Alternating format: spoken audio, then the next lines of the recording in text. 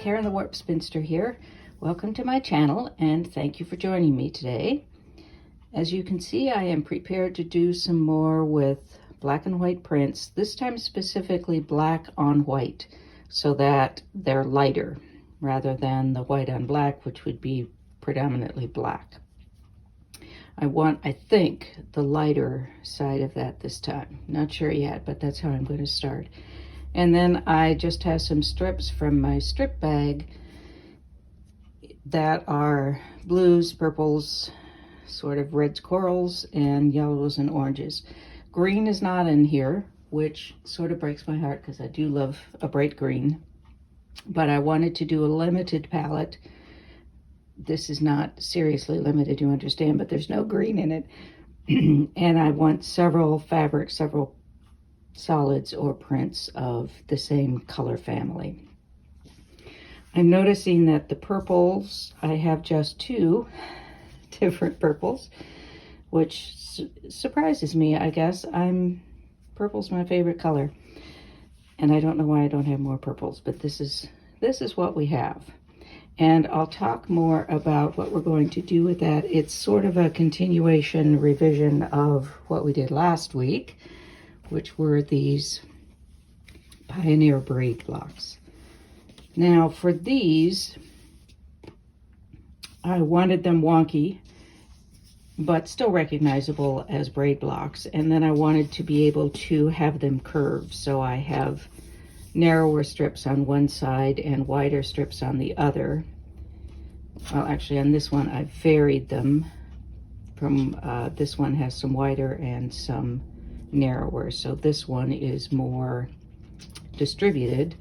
And this one, I had primarily narrow strips here and then started to go to the wider because I wanted a kind of a curved look to it, such as you would get with a curved log cabin. Now, as I've been rethinking this, and these are not trimmed at all because I hadn't decided what I wanted to do. As I'm rethinking this over the past week, I thought, well, I wonder what would happen if I used these in conjunction with some other blocks I have made that I've explored, found things that I liked, and that are black and white and brights. So what if I were to combine them in a single quilt that is kind of a, I don't know, a mishmash of blocks that would go together in sort of a random fashion. I mean, there would be some planning to it, of course, but perhaps a bit of a random fashion, and just make a nice, bright, everything goes, anything goes quilt. So that is an option for these. I have to think about it more. In that case, I would probably be straightening these up so they'd have straight edges rather than curved, although that isn't necessarily so, of course. So that's a possibility. Let me know about what you think. This also then would address a couple questions I've gotten about, well, how do you put all of these different blocks together if you're not making a whole quilt with them? And just to review, when I'm doing these blocks or these sort of trial runs of things, I'm just experimenting and exploring it. I don't have in mind that I'm going to make a quilt when I'm doing this exploration. It's just to try out new ideas, see what kind of concepts I like or don't like. Some things will never be a quilt. Some things will be a quilt, and they may be like things, such as in my using the funky pineapple geese, wonky pineapple geese. What do I call them? I think I called them funky pineapple geese into bungee. But that isn't necessarily how it's going to be. I could end up putting a bunch of blocks together, or I could end up not making a quilt at all with some of the blocks because they've served their purpose in doing the exploration, and I may come back to them later, or I may not. So this isn't a, here's a quilt, this is how you make it kind of channel. There are lots of wonderful channels that do that. Lots and lots. but on this channel we've got more of an exploration kind of focus. So more exploring to do on these. As always in the comments, please let me know what you think.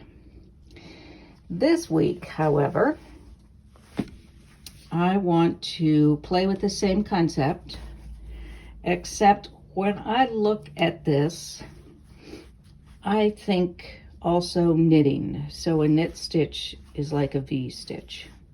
And if you have a knit stitch, then of course you want a purl stitch, which on the front looks like kind of a half loop.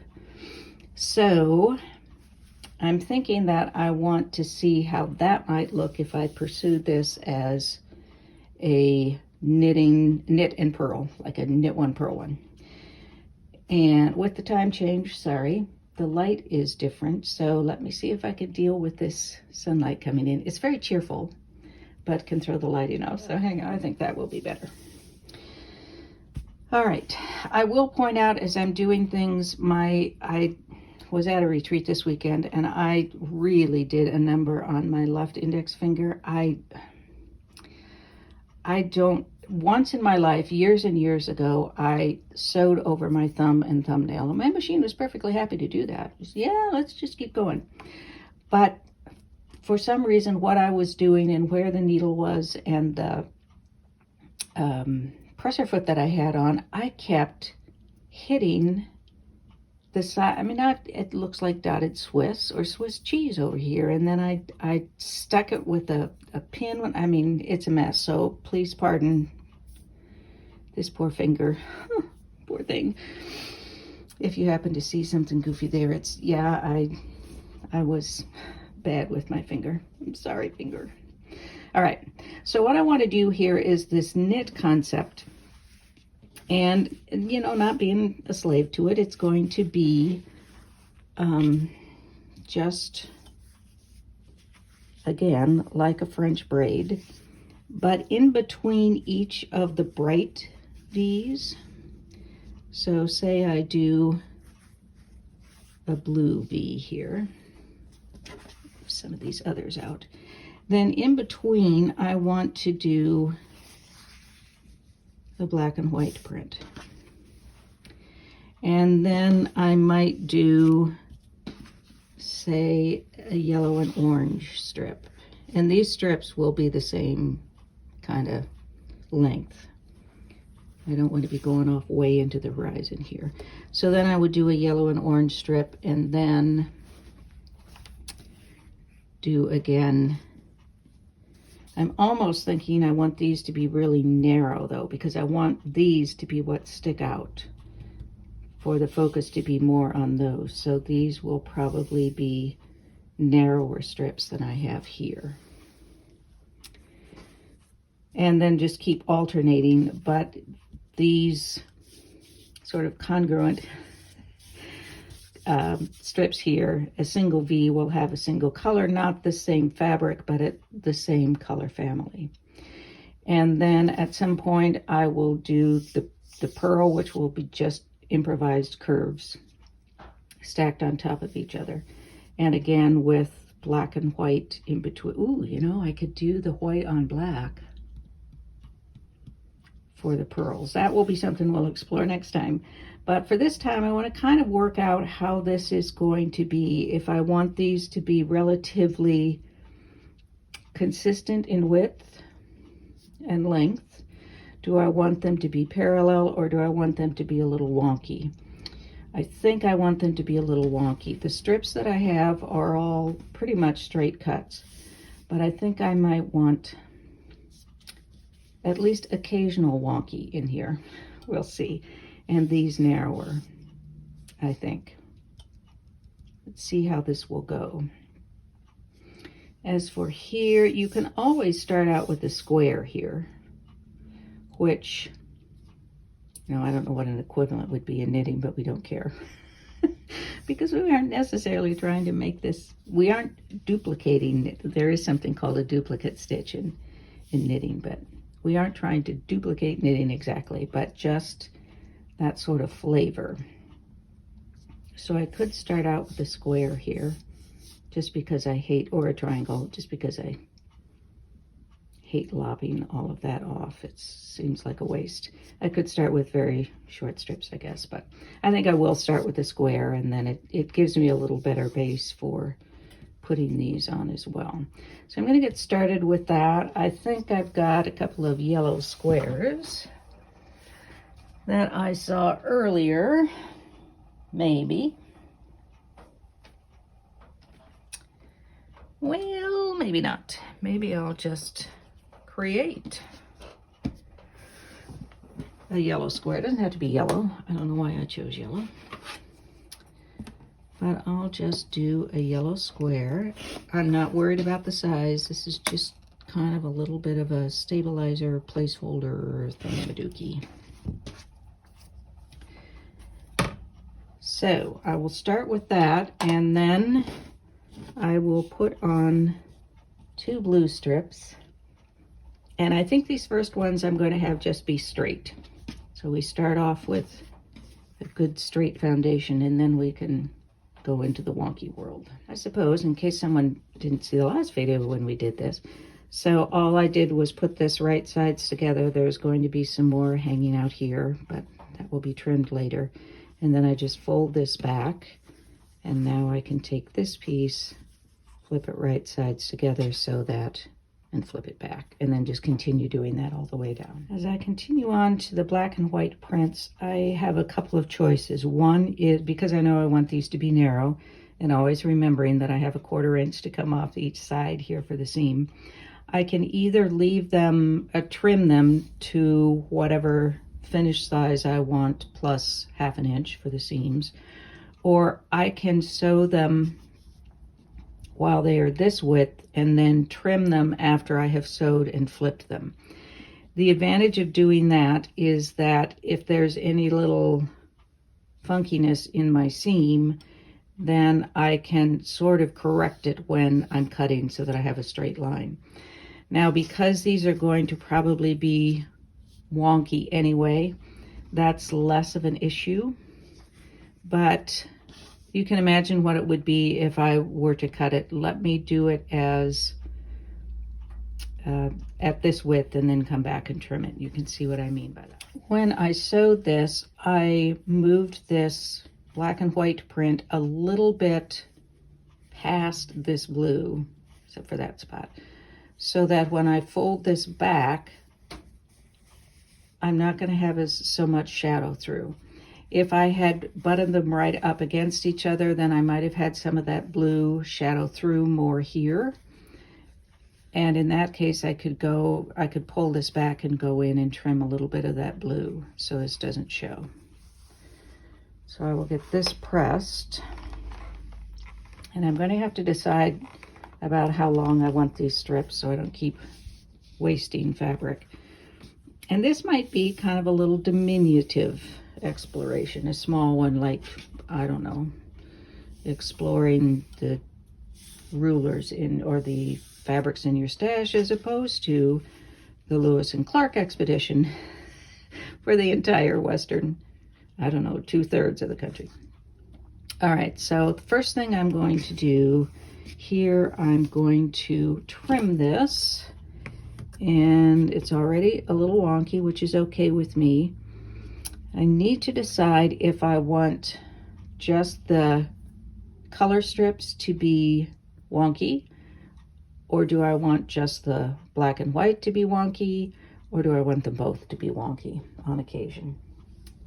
I'm unsure, but I do know that I want these black and white prints to be pretty narrow. So say I want them to be a 1/4 inch. So I need to cut this at 1/2 inch because I'm going to lose a 1/4 inch in the seam, assuming I don't do anything wonky. The other advantage of doing it this way, I guess, is that that leaves me some room then for this to go wonky on top of that. But we're going to start out with straight right now because I want to decide kind of how wide I want these to be, and do I care if these two sides are the same width. Let's try it. I kind of know how it would work if we had same width. So let's see what happens if we have a different width. If I wanted the same width here, this is going to finish at 1/4 inch, so I would have to add 1/2 inch. That would be 3/4 cut. Let's make it a little wider. And I'm going to cut this at 1 inch. So it will be 1/2 inch wide finished. Figure out something to do with those little pieces. And I'm going to draw a limit for how long these pieces are going to be. And actually, they're going to be trimmed off here. So let's say we want them to be, that's about 5.5 inches. So I want to make this about 5.5. So they're going to start looking shorter than these pieces, but that's because we're going to cut it straight, and there will be some triangles coming off there, and then I have this strip for another one. All right, so this one's going to be a little wider. I will add that on, and then we'll come back and choose the color for the next V, the color V. You could also do this as monochrome color scheme, so I would have all blues, say blues and greenish blues, so that it would look like I'm knitting a sweater that has a variegated blue yarn or something. Or I could do it just as wild colors everywhere and various combinations thereof. I think, as I said, to do these V's in the same colorway, and then I can switch to another color. Or I could do a couple this way and then a couple of another color, so that each one of these V's essentially is a row of knitting. And again, I'm not trying to recreate a knitted piece exactly. I am just using that as a kind of design inspiration. Phew, that was a long time to say I'm now going to go over and sew this piece, come back and flip it, and then we'll choose another color. Next up, I want to do the orange-yellow bit, I think. And in this case, I want the strips to be a little bit wider because I think I want to try wonky next. So I will add that on. Or maybe I want to wait because that's, I'm going to do this. So I'm going to add on this orange and this yellow, which are a little wider, and then I can cut more of a wedge shape and start being a little wonky. I'm going to cut these strips at about 5.5, as I did here. This one's a little shorter, but I think we can deal with that. So it will start again looking like it's graduated in length here, but it's actually the same length. Since I have these wider strips now, I can cut them into more of a wedge shape, or I can go wider out here or wider in here. I'm going to go wider out this way on this yellow. Then I think I might go the opposite way here, and I'm not being really pronounced about it at this point.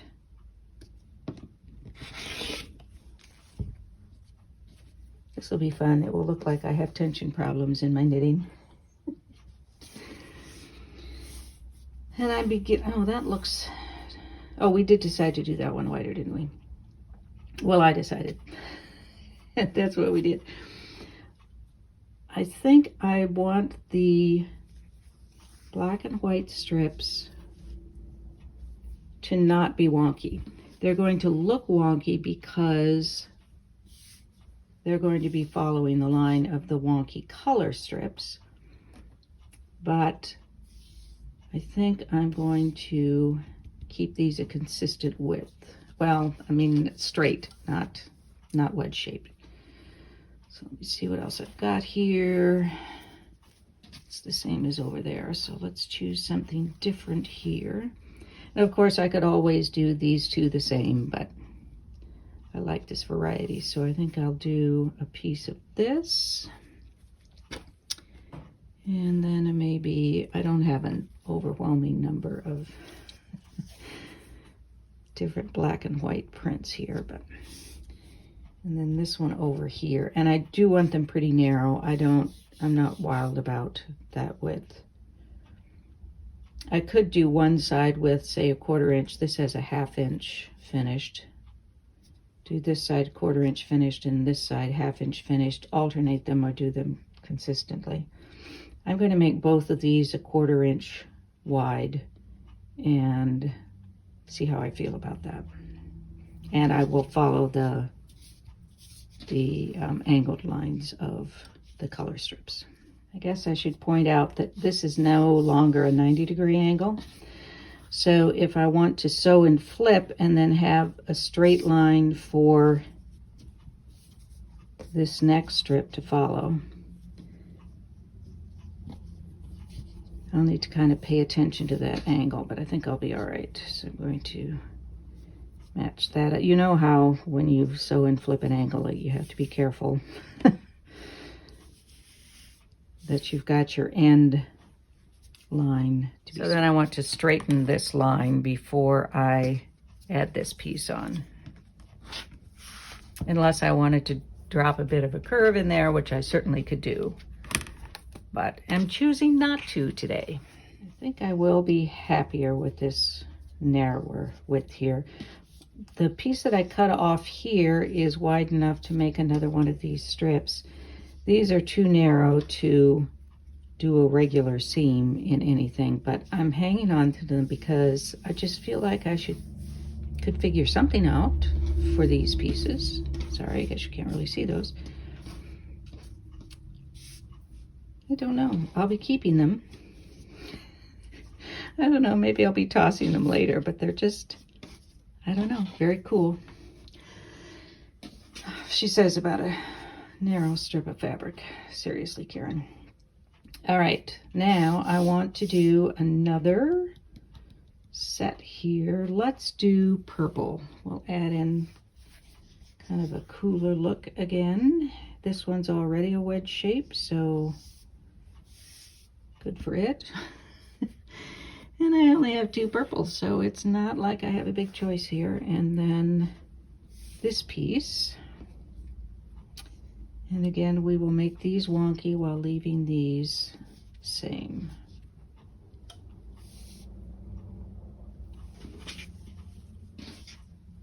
I think the real key to this is going to be once we do a curved piece for the pearl.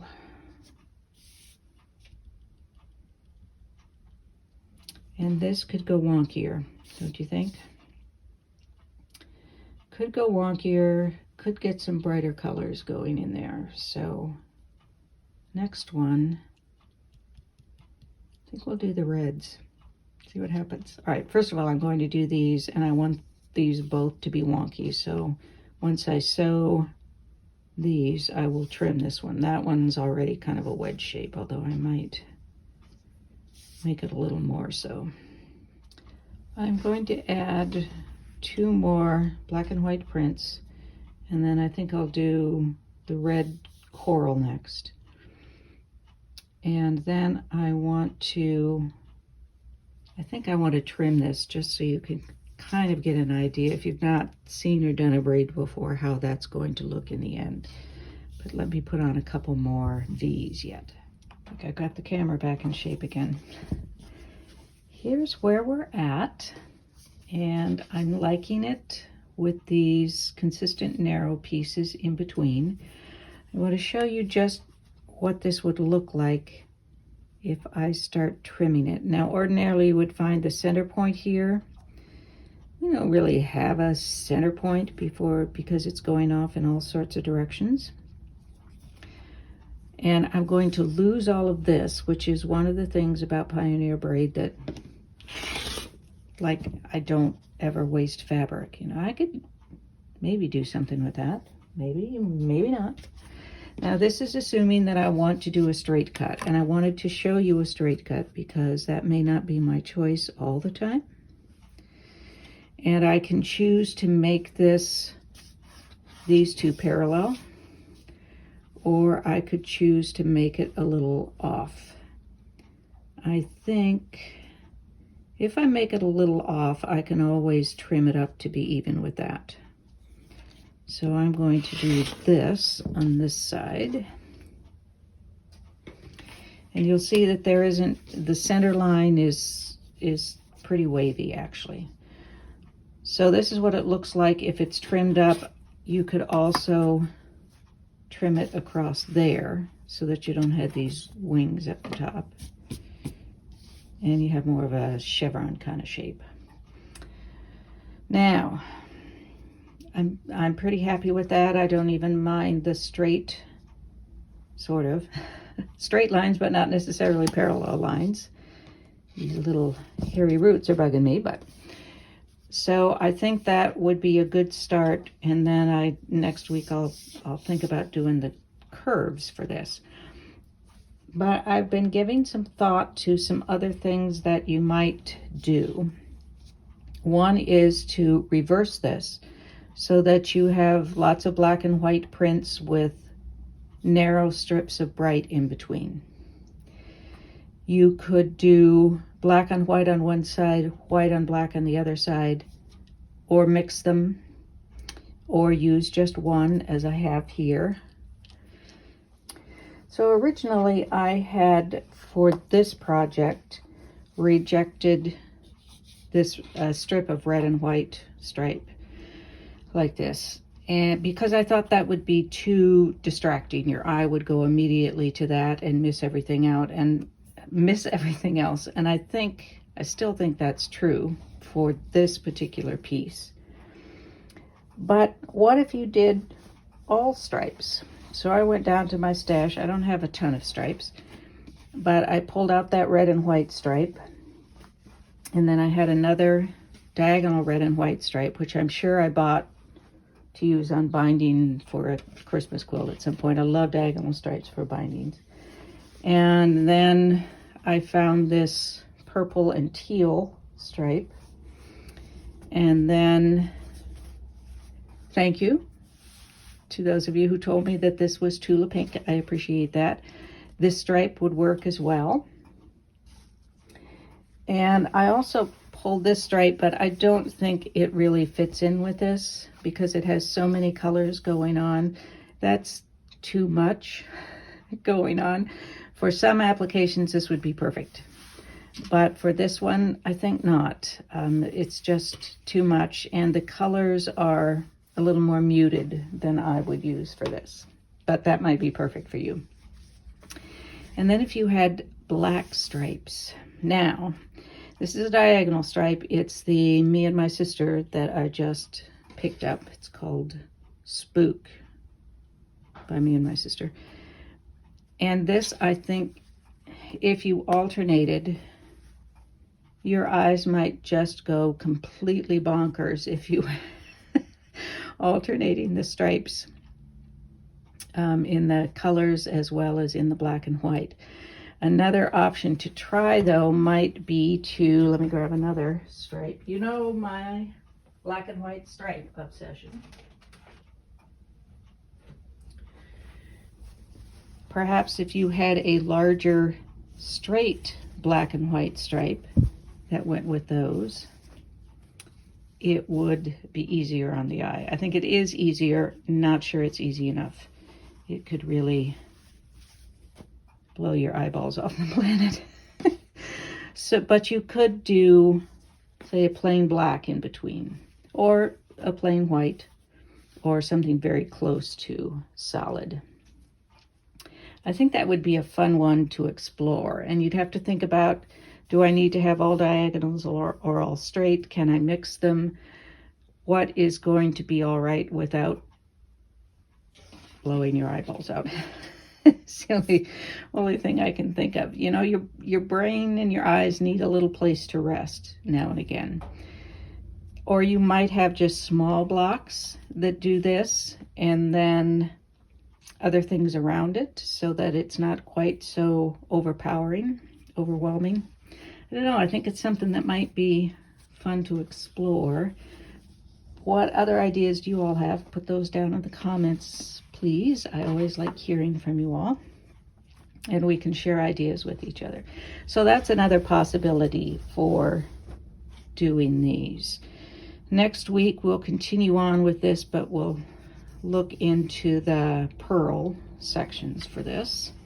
Still have plenty of fabric over there to continue onward. Again, if you have some ideas for how you might do these a little differently, just some variations on our theme here, we would all love to see those in the comments. Before we go, I want to update on a couple of things that have happened this week. First of all, a little bit of haul here. This is all Aurifil thread that I have for quilting a couple of projects that I have waiting for the long arms. So this was a lot of fun getting all of these. This is the 43, so it's 40 weight, 3-ply, which I trust my friend Heather Black, Quiltachusis, who says this is her favorite for quilting. And so I ordered what I could. They have more limited colors in the 40-30, which is pretty new, than they do in their other weights. So I went to other weights for these because they didn't have those colors in the 43. But keep an eye out for that 43 if you like to use Aurifil in your machine. My machine likes Robeson Anton and Aurifil. Yours may have different preferences. I also prefer 100% cotton, which is why I use those two.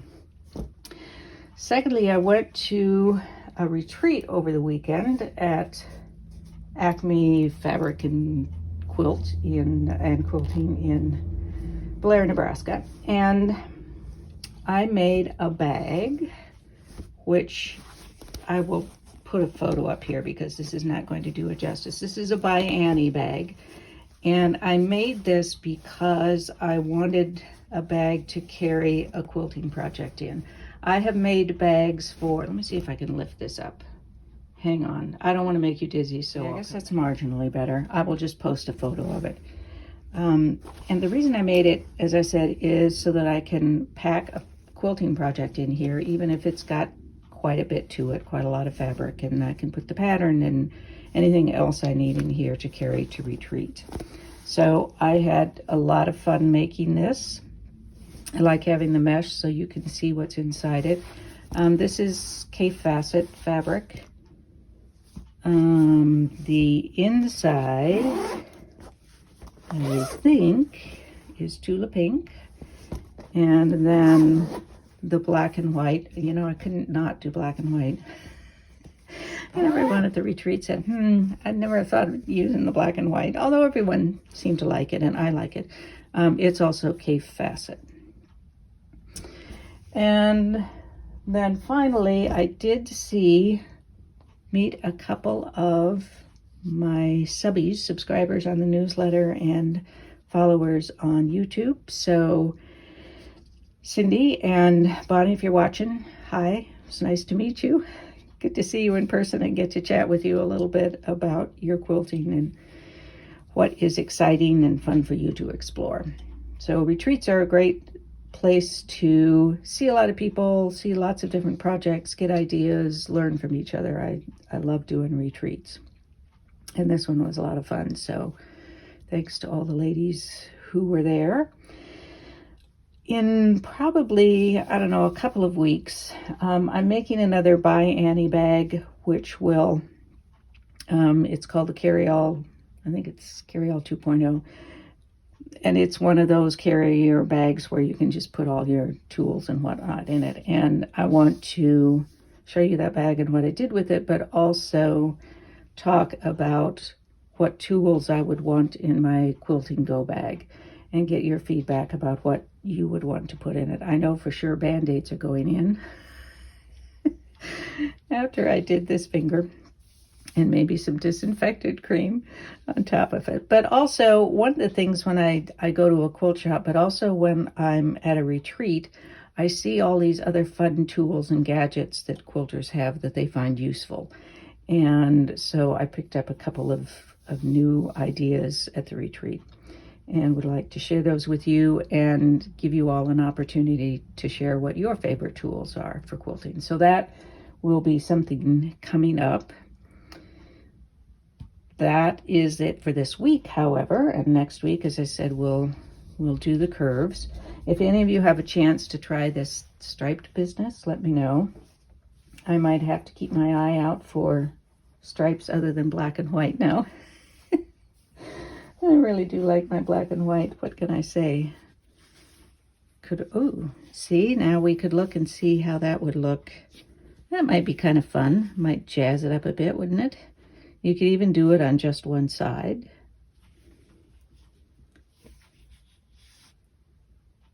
That could be kind of fun, couldn't it? We could do that. We might like that.